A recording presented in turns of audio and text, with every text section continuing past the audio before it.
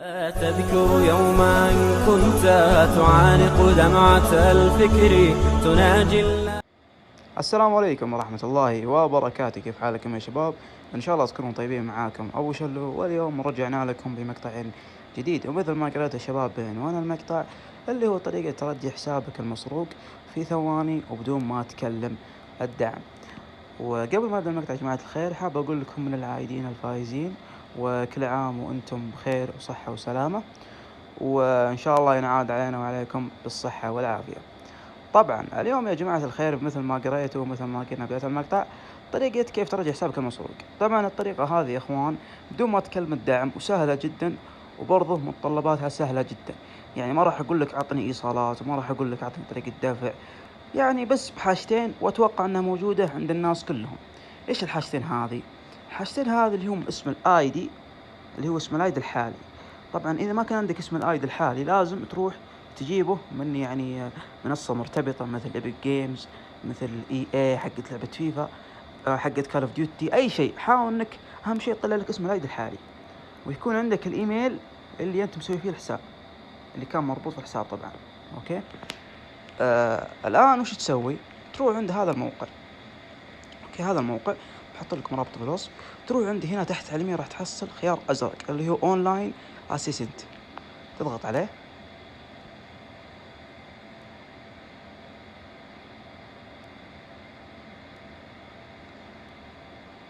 اوكي، الان ننتظر شوي، راح يجيك يقول لك اكتب الاسم الاول والاسم الاخير. تحط اي شيء طبعا، مثل ابو شلو، وستارت شاتنج.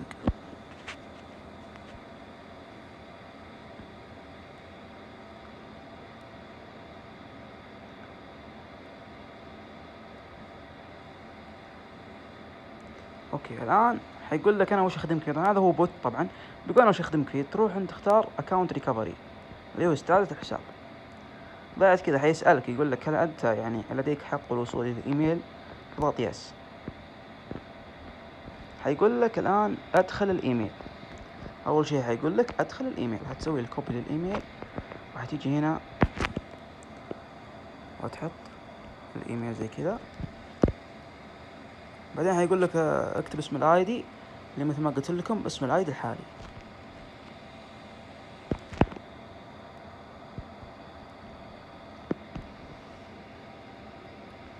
الان بيرجع لكم طبعا زي ما تشوفون، رجع لنا على طول. اوكي، بدون ما تكلم الدعم، بدون ما تسوي اي شيء. شوف هذه الرساله جتني برضو، يقول لك اي بي شانجد سايق ان اي دي ايميل ادرس فور يو اكاونت تو، وحاط لك الايميل على طول بثواني بدون ما تكلم الدعم والقروشه وزي كذا. اوكي، انا نروح نشوف الايميل. هذه الرساله اللي جاتني قبل، اللي حقت انه تم تغيير الايميل وزي كذا. يعني هاكر مسوي نفسه قادح وزي كذا. طبعا مو بهاكر، ولكن يعني امثل لك بالمشهد. يعني هذه رسالتين جت، رساله تغيير كلمه السر. طبعا تروح تغير كلمه السر، وبعد كذا تروح تاكد الايميل بس، ورجع لك الاي دي بثواني وبدون ما تكلم الدعم وقروش السلام عليكم انا عندي حساب تقدم 3 ساعات، على طول ترجع في ثواني وبس. والله يا جماعه الخير، اتمنى اني افدتكم اليوم. لا تنسوا اللايك والاشتراك وتفعيل زر الجرس. كان معاكم ابو شلو، فمان الله.